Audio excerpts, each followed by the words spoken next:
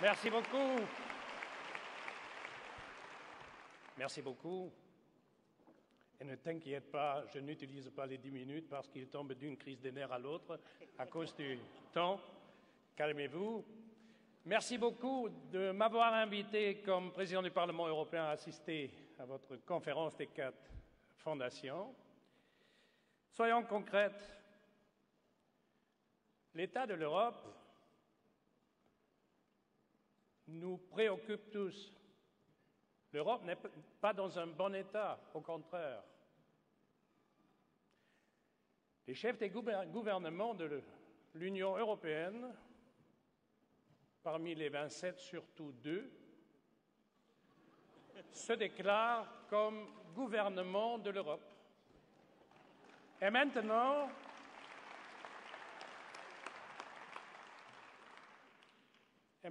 un des 2 dit « l'Europe est mal gouvernée ».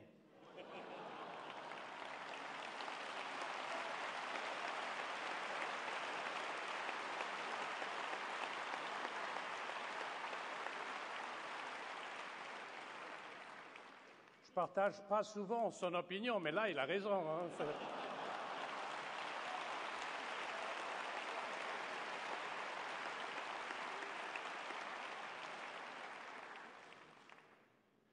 Il y a 2 jours, j'ai signé à Strasbourg une directive européenne pour limiter le commerce avec les dérives.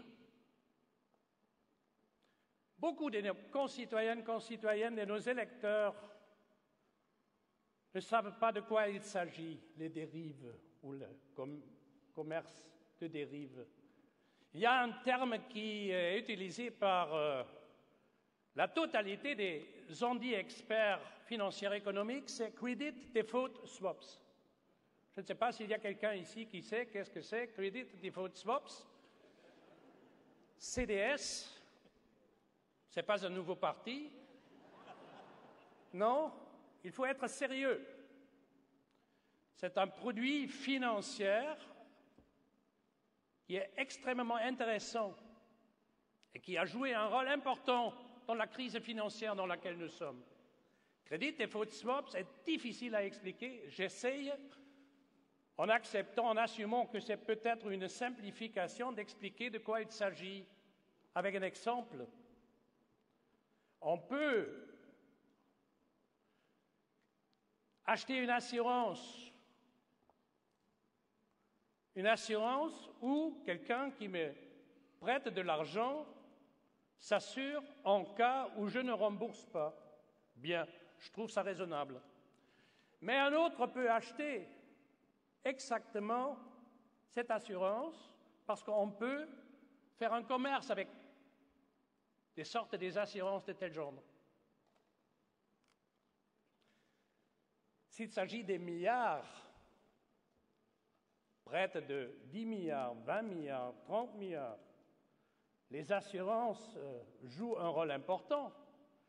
Et si on peut acheter une assurance, disons, d'un crédit de 30 milliards, et le crédit devient en risque ou en difficulté, mais ce qui m'a prêté l'argent n'est pas le bénéficiaire de l'assurance parce qu'un autre a entre-temps acheté,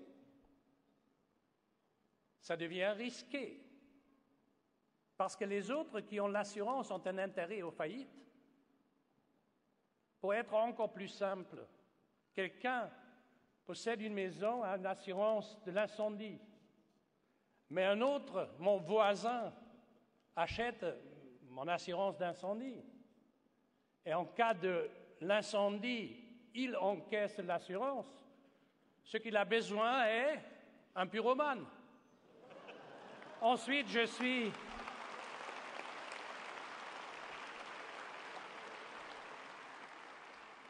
sans abri et il est super riche.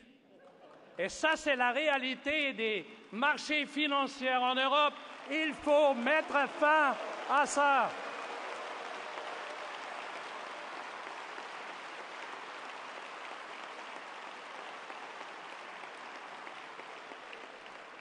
le Parlement européen l'a fait. Ce n'était pas le Conseil des ministres, le Conseil des chefs d'État.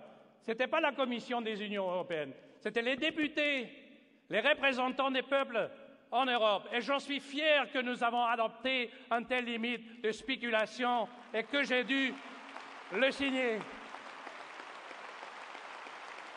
Et tous ceux ce matin qui ont dit qu'il faut renforcer le Parlement européen, oui, ils ont raison. La démocratie en Europe a besoin plus de soutien, comme c'est le cas actuellement.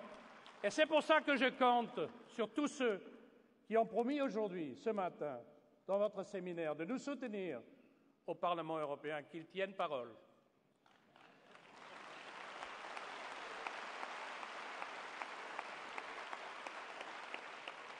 Un autre exemple de la spéculation.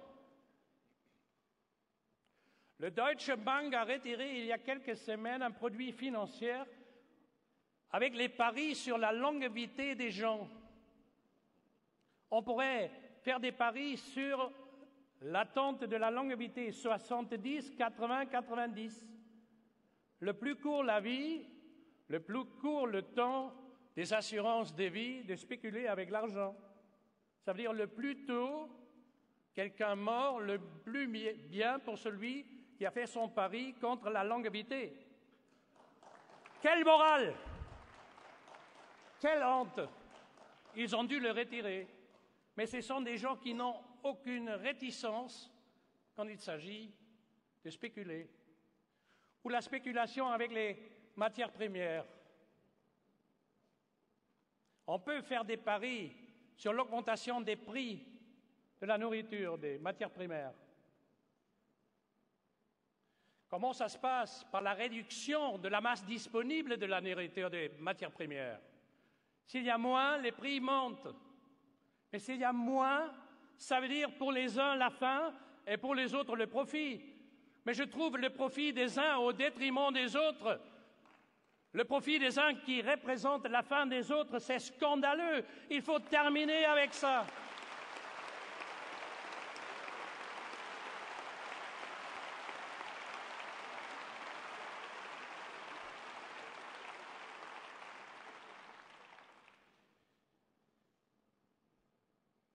Le traité de Maastricht inclut 4 libertés. La liberté de circulation,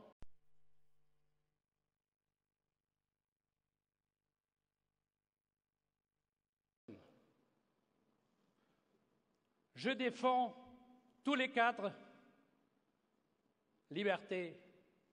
Je ne veux pas vivre dans une Europe de la liberté totale des capitaux et la liberté limitée des personnes de mouvement.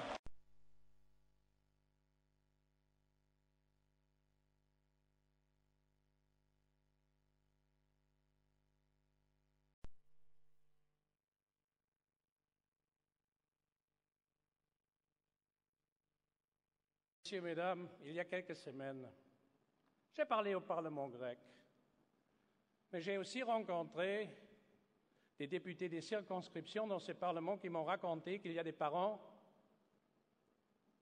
qui ne sont plus capables de nourrir leurs enfants dans un État membre de l'Union européenne. Quelle honte pour la région la plus riche du monde. Donc la solidarité entre des peuples, ça veut dire éviter que nous sommes dans une telle situation, que dans un pays, il y a des dettes négatives comme le pays que je représente au Parlement européen, et dans l'autre pays, les parents nourrissent plus leurs enfants. Non, je veux une autre Europe. Je veux une Europe de solidarité. Donc, les conclusions de votre conférence est exactement ce qu'on a besoin. Et pour terminer,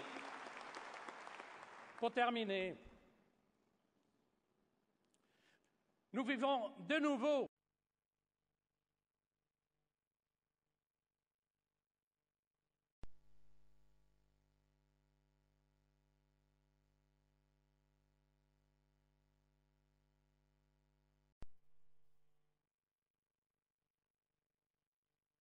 dans les classes moyennes.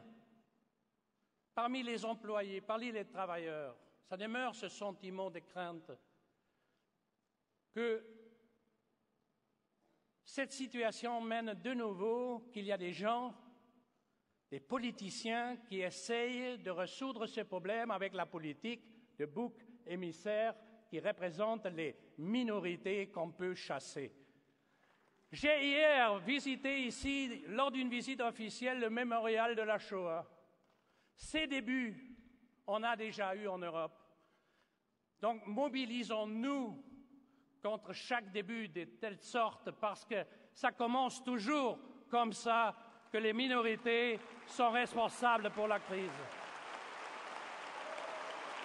Je termine. Donc,